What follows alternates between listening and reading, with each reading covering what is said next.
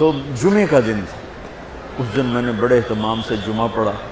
جمعے میں ایک گھڑی ایسی ہے کہ جو دعا مانگو قبول ہو جاتی ہے۔ جمعے کے دن 24 گھنٹوں میں ایک گھڑی ایسی آتی ہے جو دعا آپ مانگو گے تھک جائے گی۔ تو اس دن مجھے لگتا ہے کہ اسی گھڑی میں میری دعا اوپر گئی۔ تو میں گیا مسجد بڑے اہتمام سے، نہا دھوتے، کپڑے وٹاتے، جمعہ پڑھ کے بیٹھ گیا، یا اللہ مجھے تو کچھ نہیں آتا، میں ابھی جا کے سو جاؤں گا، تو مجھے خواب میں سارا دکھا دینا کیا کیا آنے والا۔ وہ ہو سکتا ہے وہی گھڑی قبولیت کی تھی۔ میں آیا نماز گھر اور کتاب اٹھا کے یوں رکھی اپنے سرانے اور سو گیا۔ پھر میرے 5 منٹ 10 منٹ 15 منٹ آنکھ لگی ہوگی، میں نے دیکھا میں لیبارٹری میں بیٹھا ہوں اور میرے سامنے خرگوش بے ہوش آنے لگے اور وہ رکھے گئے۔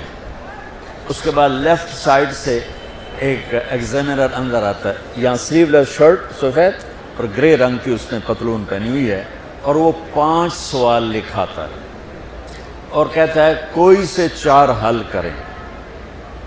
میری جو آنکھ کھلی، مجھے 5 کویسچن یاد تھے کہ کیا اس نے کہا ہے، اور خرگوش میں زیادہ کہے گا بھئی ڈسیکشن کر کے ڈائجسٹو سسٹم دکھاؤ یا اس کا لیور سسٹم دکھاؤ، تو میں نے خرگوش کو پڑھ لیا اور وہ 5 سوال پڑھ لیے۔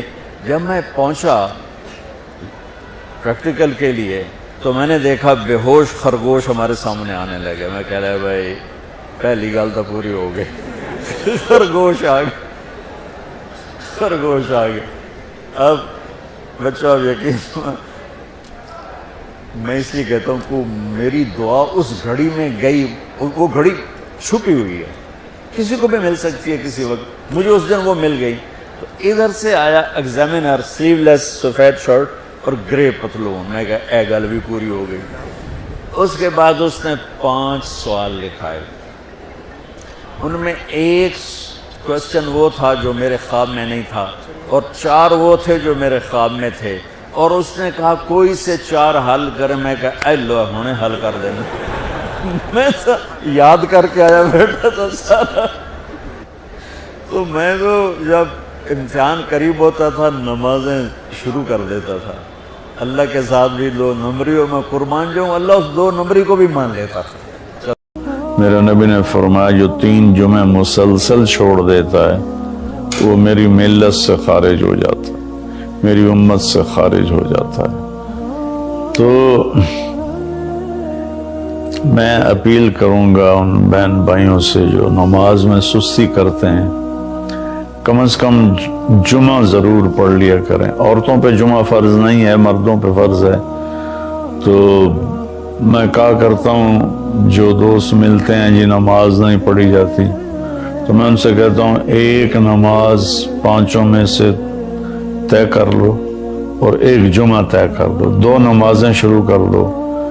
جس نے بھی اس پہ عمل کیا وہ 5 وقت کا نمازی بن گیا۔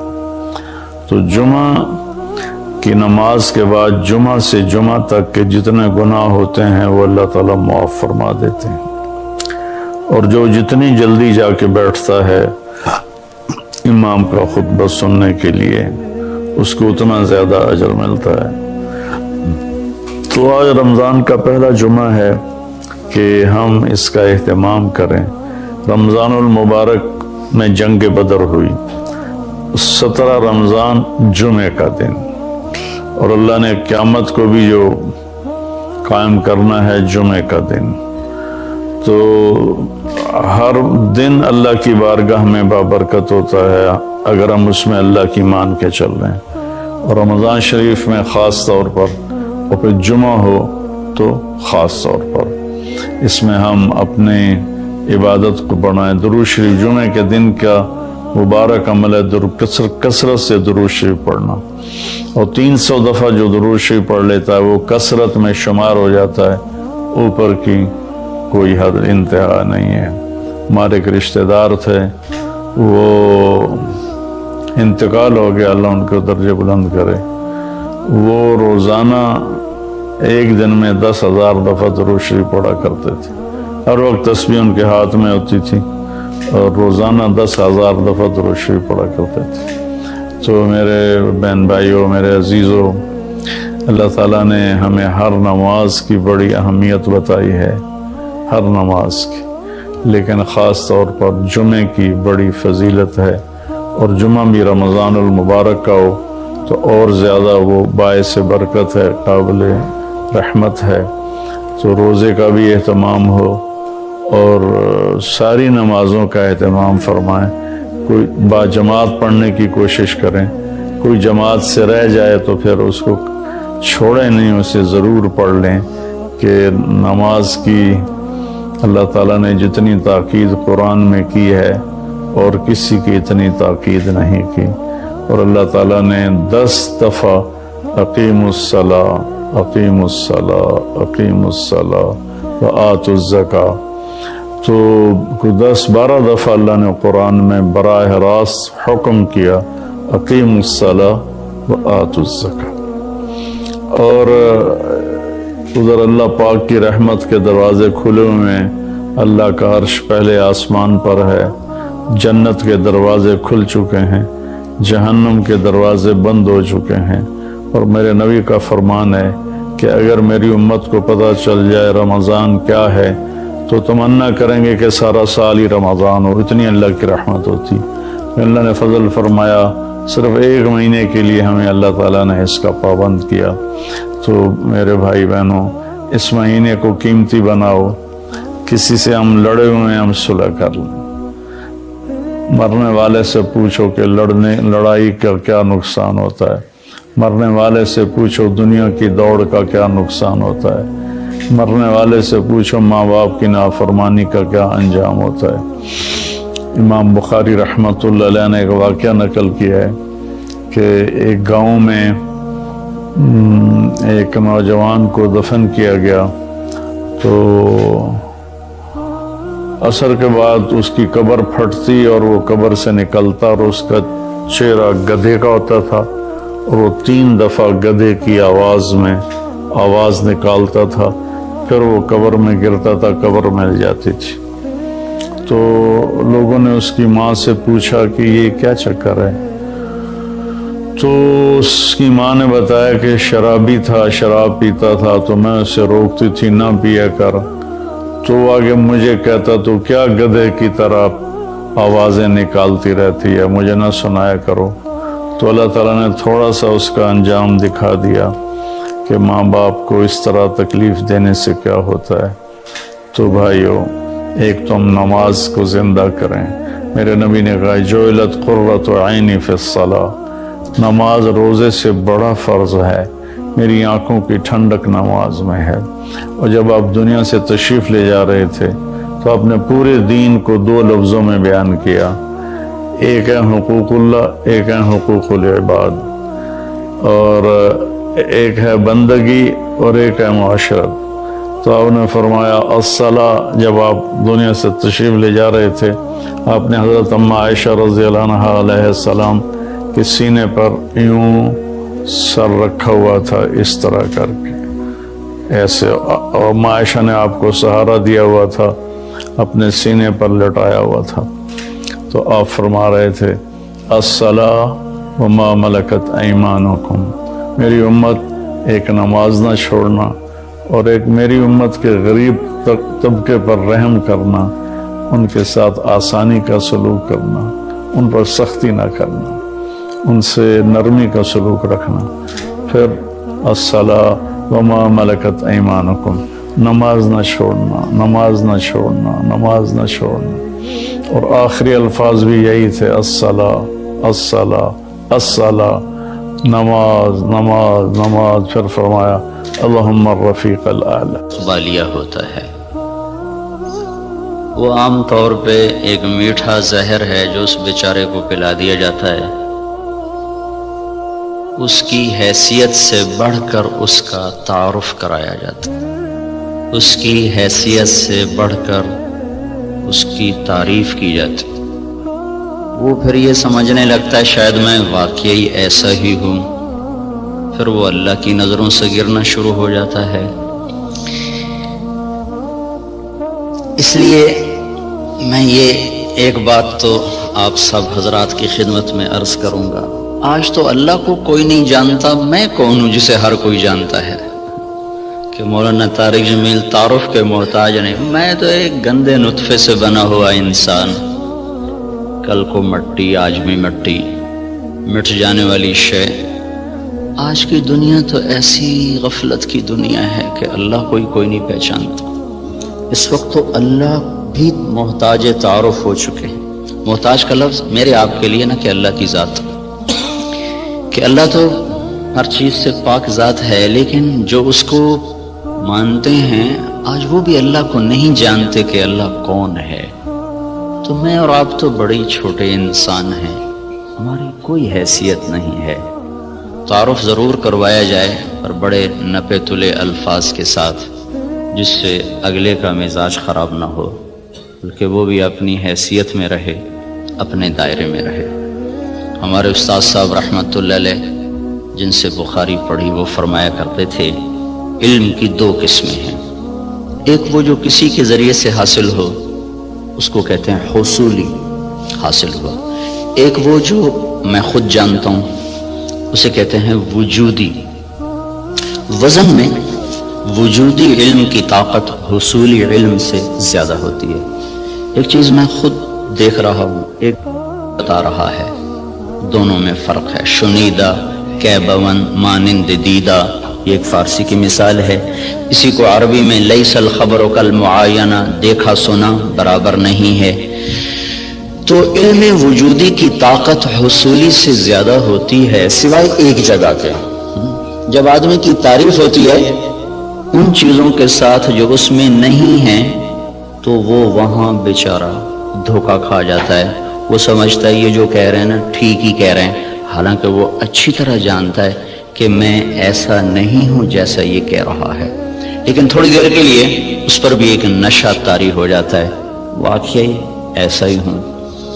تو اس لیے میں نے یہ عرض کیا کہ آپ لوگوں کی تو مجبوری، آپ کے پاس افسران آتے ہیں، ان کی تعریف نہ کرو تو پھر وہ آپ کو کوئی ڈونیشن نہیں دیں گے، ان کو آپ بڑھا چڑھا کے ارسطو نہ بناؤ، جعلی نوس نہ بناؤ۔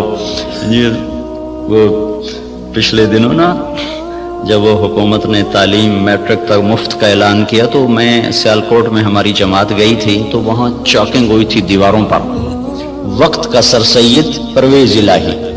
میں کہا بھائی اس سے بڑی بےزتی سر سید کی اور نہیں ہو سکتی۔ جس آدمی نے تن من دھن قربان کر دیا امت کو کسی رخ پر لانے کے لیے اور اس گرداب سے نکالنے کے لیے کہ یہ کچھ دنیا کو بھی سمجھنے والے بنے۔ ایک نواب صاحب کے پاس گئے چندہ مانگنے، وہ تھے مخالف ان کے، تو انہوں نے تمسخر اور ٹھٹھے کے طور پر اپنے پرانے جوتے ان کو ڈبے میں پیک کر کے دے دیے کہ آئیے آپ کی اسکول کے لیے چندہ ہے۔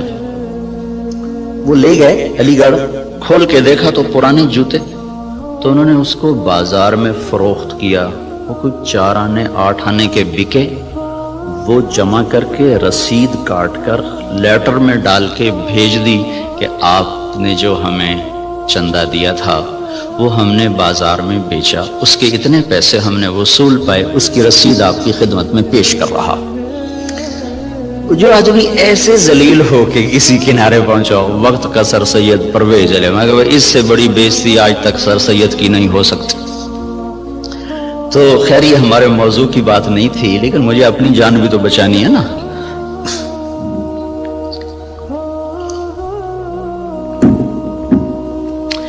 اللہ تبارک و تعالیٰ نے ہمیں ایک ذہن دیا ہے۔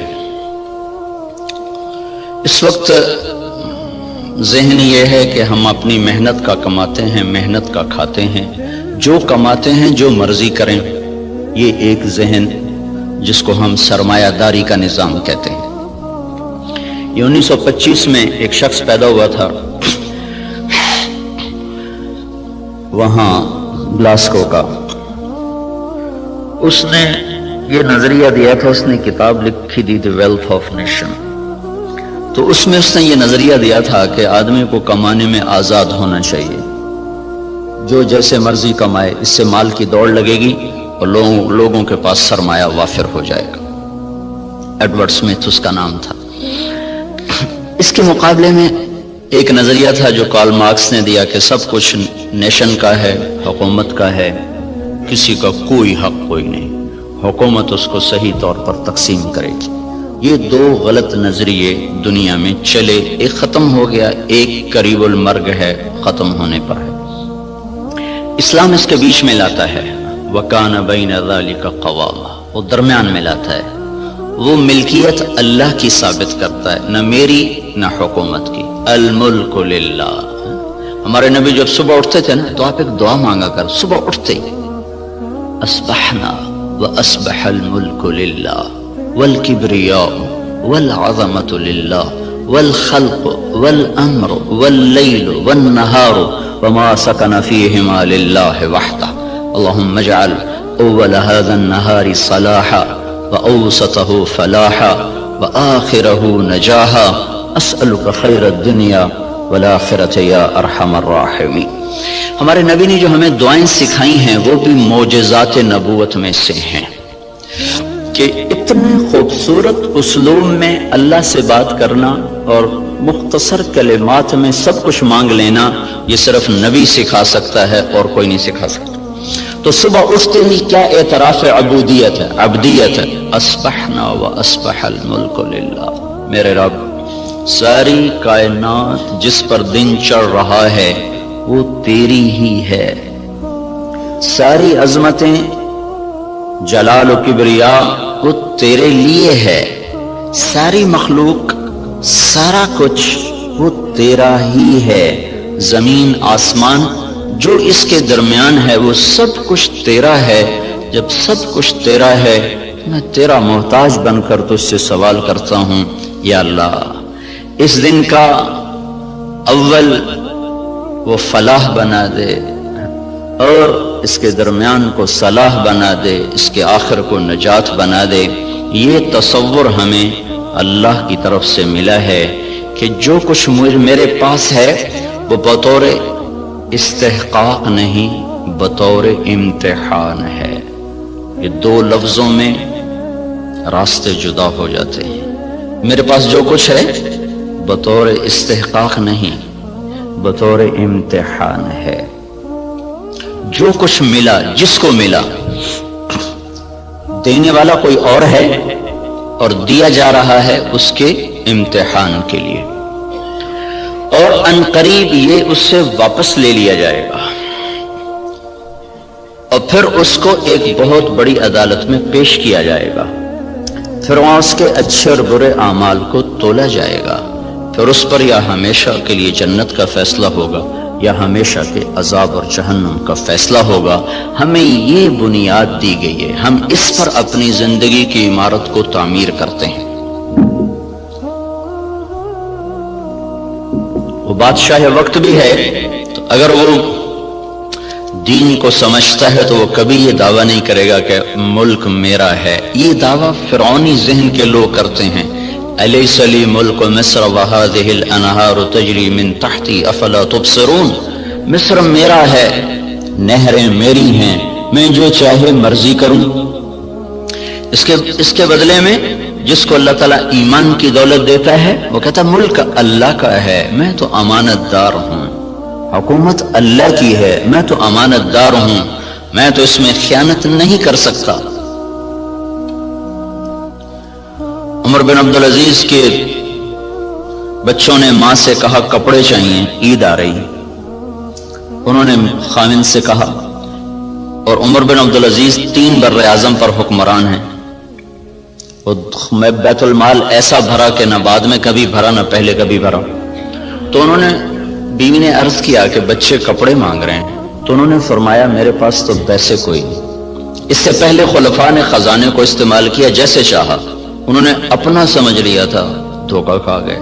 ایک ایمان والا آیا، اللہ سے ڈرنے والا آیا، اس نے کہا الملک للہ، کہا فاطمہ یہ تو دولت میری نہیں ہے، یہ تو امانت ہے، میرے پاس پیسے نہیں، میں کپڑے کہاں سے لے کر دوں؟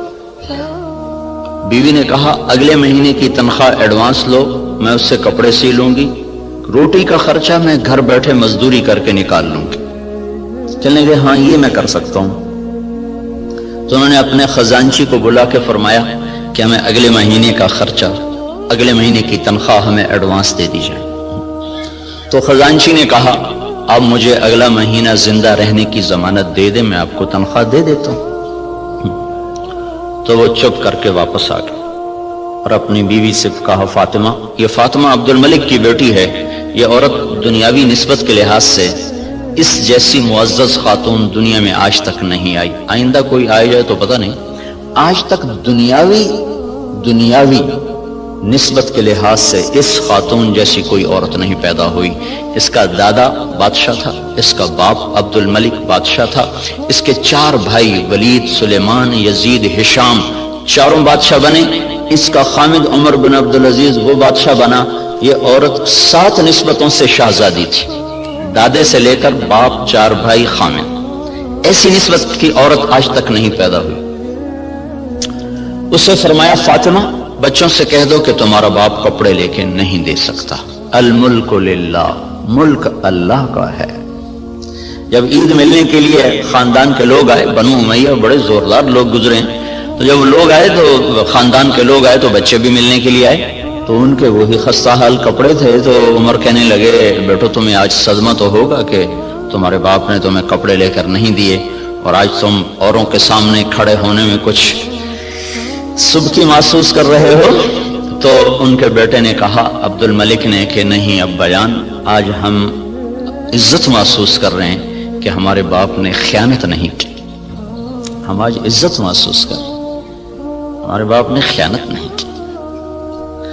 تو یہ نظریہ اسلام ہے کہ ملک اللہ کا ہے، جو کچھ دیتا ہے اللہ دیتا ہے، اور وہ بطور امتحان دیتا ہے، اور ہم اس میں امین ہیں، ہم اس میں امین ہیں، اور اس کو ہم ایسے استعمال کریں گے جیسے اللہ چاہتا ہے. ہم اسے ایسے استعمال نہیں کر سکتے جس سے میرا اللہ ناراض ہو یا اللہ کا رسول ناراض ہو اور اس کے سامنے مجھے شرمندگی اٹھانی پڑے. اسی کو اس آیت میں بیان کیا گیا افرأیتم ما تحرثون، یہ جو تم ریسرچ کر رہے ہو، اانتم تزرعونہ ام نحن الزارعون، یہ تمہارا اللہ تمہیں راہیں سجاتا ہے کہ تم اپنی طاقت سے کرتے ہو. یہ وہی نظریہ کہ جو کچھ ہے اللہ کا. بھائی ہماری کوشش ہے اس کو برابر کرنے والا، اس کو پھل دینے والا وہ اللہ ہے. اانتم تزرعونہ، بولو تم ہو یہ زراعت کرنے والے، ام نحن الزارعون، یا ہم ہیں زراعت کرنے والے. ان اللہ فالق الحب والنوا، کسی سائنسدان میں یہ طاقت ہے کہ زمین میں پڑے ہوئے دانے کو پھاڑ کے دکھا دے؟ کسی میں یہ طاقت ہے کہ وہ جڑوں کو اپنے حکم کے ساتھ چلانا شروع کرے، وہ تنے کو اپنی طاقت سے اٹھانا شروع کرے؟ کسی میں یہ طاقت ہے کہ وہ زمین کی رگوں سے غذا کو سمیٹ کر درخت کو پہنچائے اور پھر اس کے اندر رنگ بھرے، اس کے اندر ذائقے بھرے، اس کے اندر مٹھاس بھرے، اور اس کے اندر تاثیرات کو بھرے، اس کے اوپر چھلکے کو لائے، کسی کو کاشوں میں بھر دے، کسی کو دانوں میں بھر دے، کسی کو میں گٹھلی بنا دے، کسی کو بن گٹھلی کے بنا دے، کسی میں مٹھاس ڈال دے، کسی میں کھٹاس ڈال دے. تو آسمان والا دعویٰ کر رہا ہے لو نشاء لجعلناہ حطاما، میں چاہوں تو تمہاری کھڑی کھیتیوں میں سے پھل کھینچ دوں اور کھڑی کو بھوسا بنا دوں. فظلتم تفکہون، بیٹھے باتیں کرتے رہ جاؤ. انا لمغرمون، ارے قرضے چڑھ گئے بھائی. بل نحن محرومون، بلکہ سب کچھ چھپ گیا، مول ہی گیا.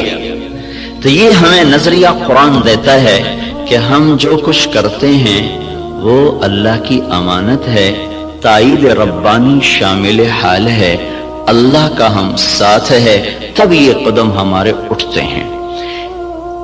اس نظریے والے کی تحقیق اور ریسرچ پر بھی وہی کچھ ہوتا ہے جو ایک کافر کی ریسرچ پر ہوتا ہے. تو فرق کیا ہے اس نظریے کے ساتھ ایوب ریسرچ آنا اور اللہ کے انکار کے ساتھ کسی لیبارٹری میں جانا؟ نتیجہ تو دونوں کو اللہ دے دیتا ہے، اس کو بھی دے دیتا ہے، اس کو بھی دے دیتا ہے. تو لیکن اس کا فرق کیا ہے؟ اس کا فرق پڑتا ہے عملی زندگی میں کہ جو آدمی اپنا سب کچھ کر کے چلتا ہے پھر وہ آزاد ہو کے چلتا ہے. وہ اپنی ترتیب زندگی میں نہ اللہ کو پہچانتا ہے نہ اس کے رسول کو پہچانتا ہے، اور جو اسے اللہ کی امانت سمجھ کے چلتا ہے اس کی ترجیحات تبدیل ہو جاتی. وہ اللہ اس کے رسول کو سامنے رکھ کر چلتا ہے، اور وہ آخرت میں جواب دہ ہونے کے احساس سے چلتا ہے. یہ دو سوچ ترجیحات کو تبدیل کر دیتی ہے. ان کی سوچ اور طرف چلی جاتی ہے. وہ حرص و ہوس کے بندے بن جاتے ہیں، اللہ اس کے رسول سے غافل ہو جاتے ہیں. یہ قدم قدم پہ لرز لرز کے چلتا ہے، کانپ کانپ چلتا ہے. یہ عملی زندگی میں پھر یہ نظریہ طاقتور بن کے انسانیت کو صحیح رخ پر لاتا ہے، جو آپ کے ڈاکٹر صاحب نے فرمایا کہ ہم ذلت و پستی کا شکار ہیں. وجہ دین سے دوری ہے. دین سے دوری کی وجہ نظریات کمزور ہو چکے ہیں. تصورات کی دنیا میں اللہ نہیں بس رہا، اللہ کا رسول نہیں بس رہا، جنت اور جہنم کا تصور موجود نہیں ہے. اس لیے قدم بہک گئے، راستوں سے بھٹک گئے، ترتیب ساری الٹی ہو کے رہ گئی. تو اللہ تعالیٰ ہمیں یہ ذہن دیتا ہے، تم اگاتے ہو کہ اللہ اگاتا ہے. جہاں آپ کی ساری زراعت فیل ہو جائے. انس رضی اللہ تعالیٰ عنہ کو ان کی ماں لے کر آئیں، یا رسول اللہ آپ کا بچہ ہے، آپ کی خدمت کرے گا، اس کے لیے دعا کر دو. تو آپ نے فرمایا اللہم بارک لہو فی عمرہ ومالہ، اللہ اس کے مال میں عمر میں برکت دے دے. تو انس رضی اللہ تعالیٰ عنہ فرمایا کرتے تھے کہ اللہ تعالیٰ نے مجھے اتنی زندگی دے دی کہ اب میں زندگی سے تنگ آ گیا. اللہ کے نبی نے لمبی عمر کی دعا دی. اور ساری دنیا میں کھجور کا پھل سال میں ایک دفعہ پھلتا ہے، کھجور کا درخت، لیکن انس رضی اللہ تعالیٰ عنہ کا باغ سال میں 2 دفعہ پھل دیتا تھا. وہ گرمی میں بھی پھل لیتا تھا، سردیوں میں بھی پھل لیتا تھا. نہ ٹیکنالوجی تھی، نہ سائنس، نہ کچھ، صرف اللہ کے نبی کی دعا تھی کہ یا اللہ اس کے رزق میں برکت عطا فرما. تو ان کے پھل سال میں 2 دفعہ آتے تھے. وہ کھجور تو ویسے ہی بہت دیر کے بعد پھل لیتی ہے. سلمان فارسی آئے کہ یا رسول اللہ آزادی تو ملی پر نہ ملنے کے برابر. کا کیوں؟ کہ وہ یہودی نے کہا ہے 100 پودے کھجور کے لگاؤ، جب وہ پھلدار ہو جائیں پھر تمہیں آزاد کروں گا.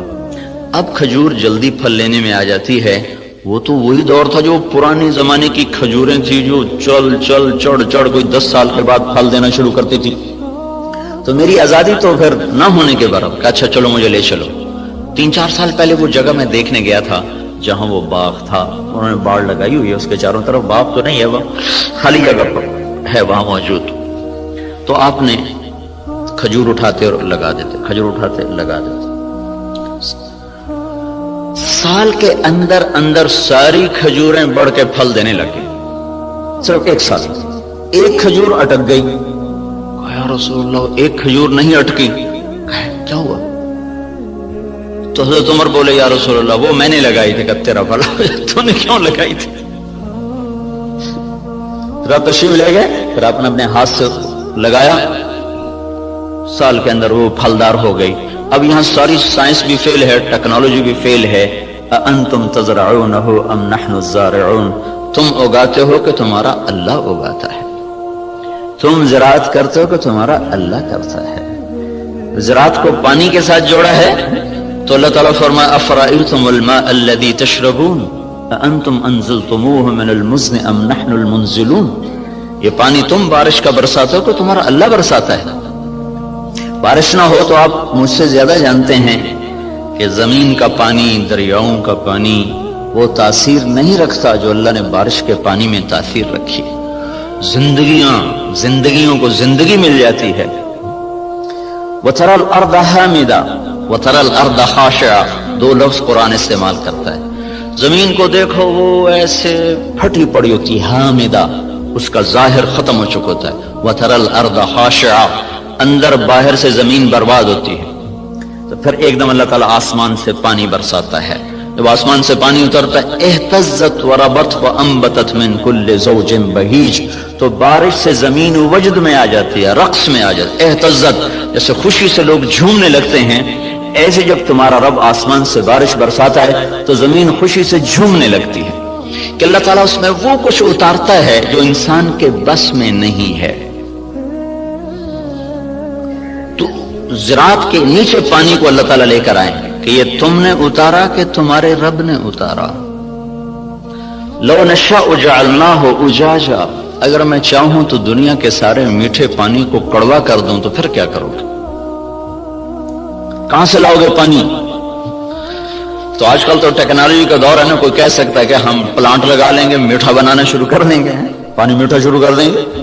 تو اسی ذہن کے لیے اللہ تعالیٰ نے ایک آیت اور اتاری ہوئی ہے، قل ارأیتم ان اصبح ماؤکم غورا فمن یاتیکم بماء معین.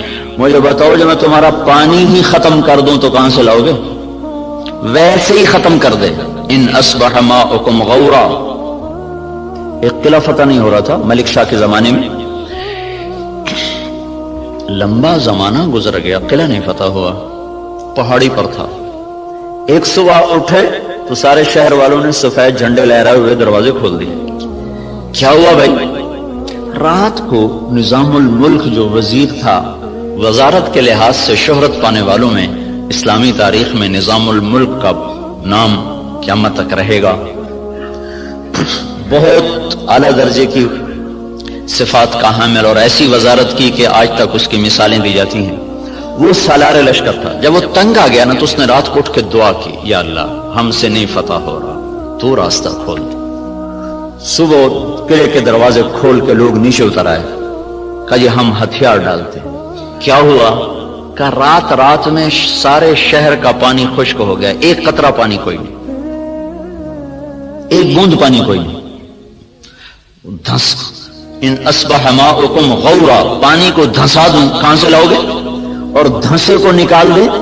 حدیبیہ پر جب پہنچے 1400 آدمی، کنواں خشک، وہ پانی ختم.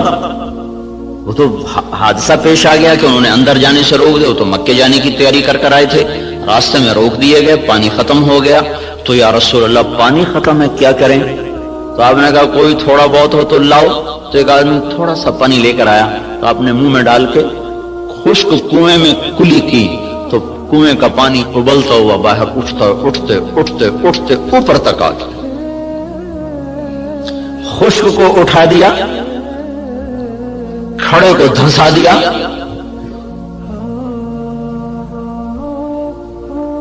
ایک شخص جا رہے ابو الحسن نام مجھے پوری طرح یاد نہیں، راستے میں تھے جنگل میں، پیاس لگی، پانی کی تلاش میں کنویں پر پہنچے، دیکھا تو پانی نیچے. تو انہوں نے اپنے موزے کو اتارا، جوتے کو اتارا، وہ لمبا جوتا ہوتا تھا، اس کو پگڑی سے باندھ کر نیچے لٹکایا تو پانی نیچے تھا، وہاں تک جوتا نہیں جا سکا. اب پریشان ہو کے بیٹھ گئے، اب کیا کروں، پیاس سے جان جا رہی. اتنے میں کہ ہرن دوڑتا ہوا آیا، اس نے آ کر تیزی کے ساتھ پہلے یوں نیچے نظر دوڑائی تو پانی بہت نیچے، پھر سیدھا ایسے آسمان کو دیکھا، ایسے یوں دیکھنا تھا کہ پانی فوارہ مارتا ہوا منڈیر کے ساتھ آ کے لگ گیا. تو اس نے پیا، انہوں نے بھی پیا. تو ان کو دل میں خیال آیا یہ کیا چکر ہے، یہ جانور اس کے لیے اتنا اکرام اور میں انسان اور ایمان والا، میرے لیے تو یہ ہوا نہیں، جانور کے لیے یہ ہو گیا. تو ایک آواز سنی تو رسی اور ڈول کے سہارے ڈھونڈتا رہا. اس نے سیدھا اپنے رب کو پکارا. اللہ پکارنے والوں کی ایسے ہی سنتا ہے.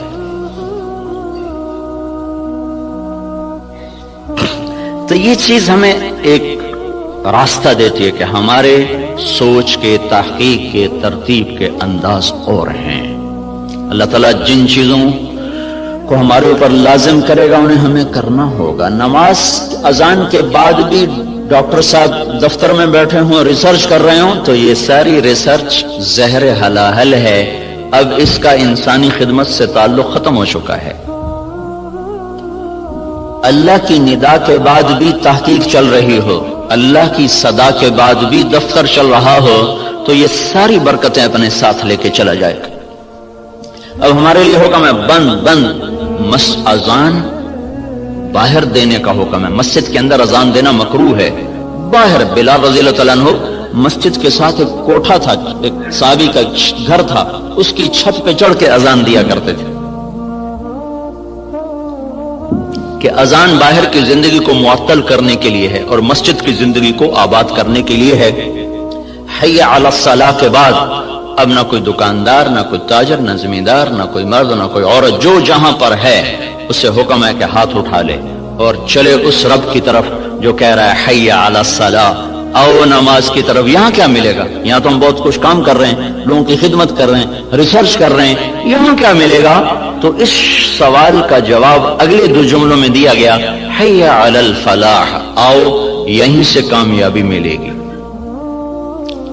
میں چند دن پہلے گیا تھا ذرا یونیورسٹی، وہاں ان کو قصہ سنایا تھا ابن سینا رحمت اللہ علیہ، وہ طب کی دنیا میں یعنی نبی کہلاتے ہیں کہ ان پر طب کا الہام ہوتا تھا۔ اس شخص کا بنایا ہوا نظام طب اور اس کے قوانین آج بھی معتبر اور مستند سمجھے جاتے ہیں۔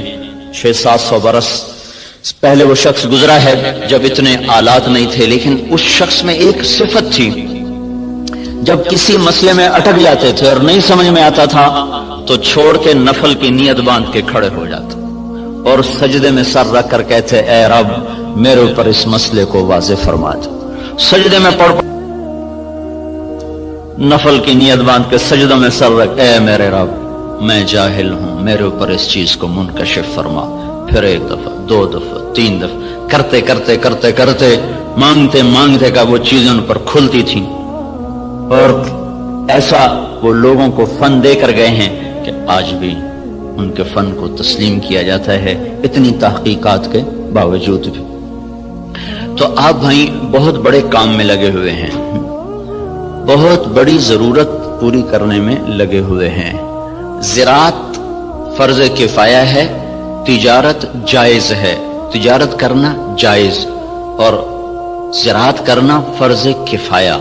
اگر لوگ تجارت چھوڑ دیں تو گناہگار نہیں ہوں گے، لیکن اگر سارا طبقہ زراعت چھوڑ دے تو گناہگار ہو جائیں گے۔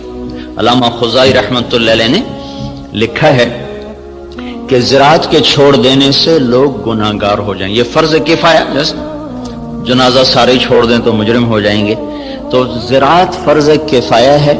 بہترین مال وہ پالتو گھوڑا ہے اور قطاروں میں لگے ہوئے درخت ہیں۔ قطاروں میں لگے ہوئے درخت سے مراد باغ ہے۔ سب سے بہترین رزق جو اللہ تعالیٰ کسی کو دیتا ہے وہ گھوڑا اور باغ ہے۔ اور آپ نے فرمایا جب اللہ تعالیٰ نے معیشت کو اتارا، معیشت کو جب آسمان سے اتارا تو برکت کو کھیتی اور بکریوں میں رکھ دیا۔ جب اللہ تعالیٰ نے معیشت کو آسمان سے اتارا تو برکت کو کھیتی اور بکریوں میں رکھ دیا۔ سعد بن معاذ رضی اللہ تعالیٰ عنہ تشریف لائے تو آپ نے دیکھا ان کے ہاتھوں پر وہ کسی چلانے کے نشان پڑے ہوئے تھے۔ تو آپ نے کہا سعد کیا ہے یہ؟ کہا جی یہ کسی کے نشان ہے، میں زمین کھودتا ہوں، گوڑی کرتا ہوں۔ گوڑی کرتے نا اس زمانے میں ہاتھوں سے کرنا، تو یا رسول اللہ وہ میں خود کرتا ہوں، اس کے کرنے کی وجہ سے یہ میرے نشان پڑ گئے ہیں، بچوں کی روٹی کماتا ہوں۔ تو آپ نے ان کا ہاتھ لے کر ایسے چوما اور کہا اس ہاتھ پر جہنم کی آگ حرام ہے۔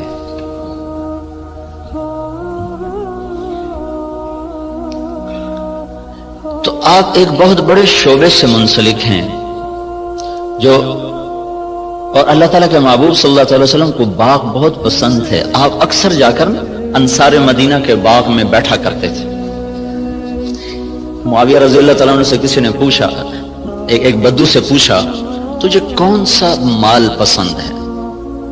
کہنے لگا چشمہ ہو عین خوارہ وعرض خرارہ، چشمہ ہو ابلتا ہوا، زمین ہو سرسبز، او نعجۃ صفراء فی قطعۃ خضراء، یا بکریاں ہوں اور ساتھ سرسبز چراگاہ ہو، یا کھجوروں کا باغ ہو اور اس کی چھاؤں ہو۔ تو کہنے لگے اللہ کے بندے سونے چاندی کا تو نے ذکر ہی نہیں کیا۔ انہوں نے کہا امیر المومنین دفع کرو، یہ بھی کوئی چیز ہے، خرچ کرو تو ختم ہو جائیں، نہ کرو تو پتھر کی طرح پڑے رہیں۔ تو اللہ تعالیٰ کے محبوب صلی اللہ تعالی علیہ وسلم نے ان ہاتھوں کو چوما کہ ان پر جہنم کی آگ حرام ہے۔ اور معاویہ رضی اللہ تعالیٰ عنہ اتنی بڑی زراعت تھی کہ ان کے کھیت میں 5 لاکھ من گندم ہوتی تھی۔ جس زمانے میں یہ ایسی اقسام تیار نہیں ہوئی تھیں کہ جو ایکڑ میں 50 من ہو اور ایکڑ میں 60 من ہو. وہ ایک پرانی ہم نے بھی تھوڑی سی رکھی ہوئی ہے باپ دادے کی 591. وہ بس ہم اپنے کھانے کے لیے 2 ایکڑ کاش کر لیتے ہیں. 15-20 من ایک ایکڑ سے وہ ہوتی. یہ اقسام نہیں تھی اور اس کے باوجود 5 لاکھ من گندم ان کے فارم سے نکالی جاتی تھی. اور عمر رضی اللہ تعالیٰ عنہ جب خلیفہ بنے تو انہوں نے اپنے ساتھ تھوڑا بہت اپنا کام کرتے تھے تو چلتے چلتے چلتے ان کی سالانہ جو آمدن تھی وہ 40,000 اونٹ تھے. 40,000 اونٹ عمر رضی اللہ تعالیٰ عنہ کے سارا سال وہ چراگاہوں میں چرتے رہتے تھے اور روزانہ 20 اونٹ ذبح کر کے مہمانوں کو کھلایا کرتے تھے اور خود مہینے میں 1 دن گوشت کھاتے تھے. اپنی ذات کے لیے مہینے میں 1 دن گوشت اور مہمانوں کے لیے روزانہ کا دستور تھا. 20 اونٹ روزانہ ذبح ہوتے تھے اور لوگوں کو کھلایا جاتا تھا.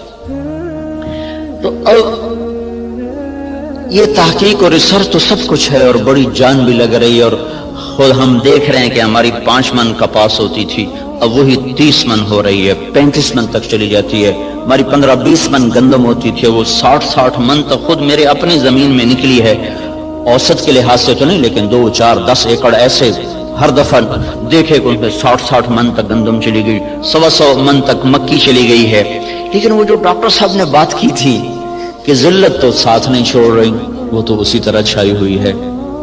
اتنی فراوانی کے باوجود ذلت سروں سے جائی نہیں رہی کہ اس کے لیے ایک اور نظام ہے, اس کے لیے اور اسباب ہیں. اس ریسرچ و تحقیق و تدقیق کے ساتھ ایک نظام اور ہے, وہ ہے اللہ اس کے رسول کی پسندیدہ ترتیب زندگی کو بھی سیکھنا اور اس کو بھی اپنی زندگی میں شامل کرنا اور اس کو لے کر ساری دنیا میں پھرنا.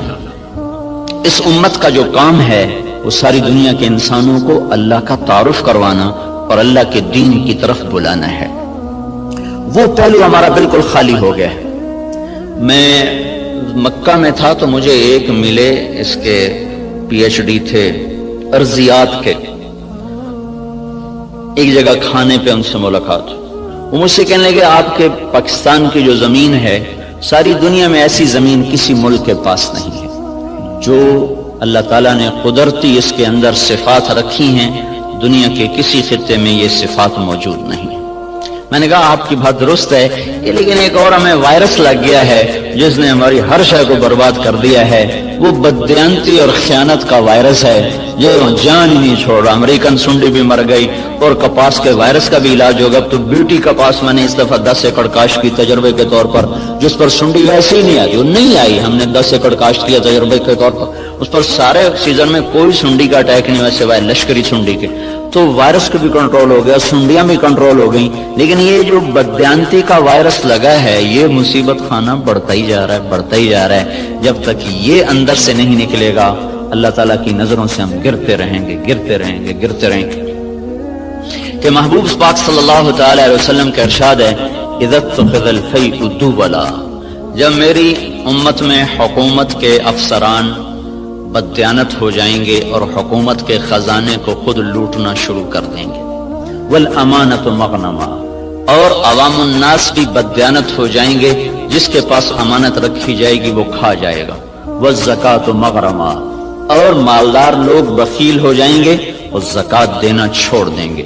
وتعلم لغیر الدین, اور جب میری امت کے علماء کا رخ اللہ کی طرف بڑھنے کی بجائے بادشاہوں کی طرف بڑھنا شروع ہو جائے گا اور علم دین کو اللہ کی بجائے دنیا کے لیے حاصل کیا جانے لگے گا. وَأَطَاعَ الرَّجُلُ زَوْجَتَهُ, اور لوگ بیویوں کے فرما بردار ہو جائیں گے. وَعَقَّ أُمَّهُ, اور ماؤں کے نافرمان ہو جائیں گے. اور ادنا صدیقہ, دوست کو دیکھ کر باہیں پھیلا کر گلے سے لگائیں گے. وَأَقْصَى أَبَاهُ, باپ کو دیکھ کر ان کو دھکا دے کے راستے سے ہٹا دیں گے. وَصَادَ الْقَبِيلَةَ فَاسِقُهُمْ, قبیلے کا سردار نافرمان ہوگا. وَأُكْرِمَ الرَّجُلُ مَخَافَةَ شَرِّهِ, ایک دوسرے کو اکرام کر کے بھی آپس میں بغض رکھا ہوا ہوگا, مسکرا کر بھی ملنا ہوگا, اندر میں نفرت بھی ہوگی, ایک دوسرے کے شر سے بچنے کی ہر ایک کی نیت ہوگی. وَكَانَ رَئِيسُ الْقَوْمِ أَرْذَلَهُمْ, बड़े बड़े कलीदी ओहदों पर निकम्मे लोगों को बिठा दिया जाएगा, ना अहल लोगों को बिठा दिया जाएगा। वरतफ़तिल अस्वातु फिल मसाजिद, मस्जिदों में लड़ाइयाँ शुरू हो जाएंगी और फिरकावारियत की आग भड़क उठेगी।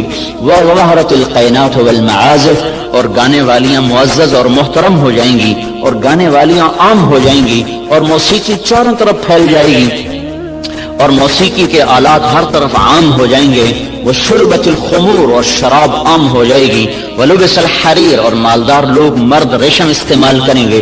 वलाना आखिर हादिहिल उम्मत अव्वलहा, और इस उम्मत के आज के लोग पहले लोगों को जाहिल, अनपढ़, इस किस्म के इसके अलकाबात से नवाजेंगे।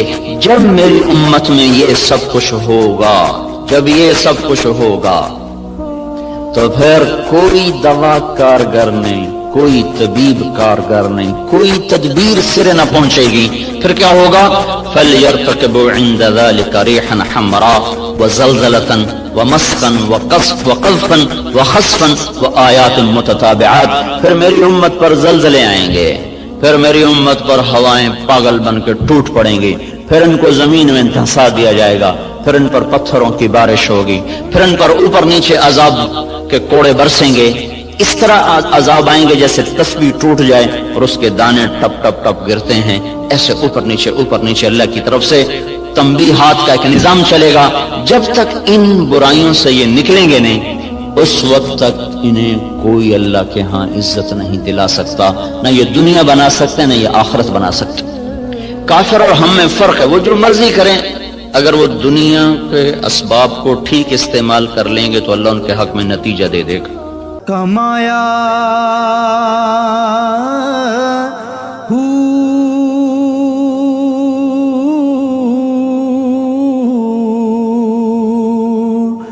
ना मैं भज मसीती वड़िया, ना तस्बा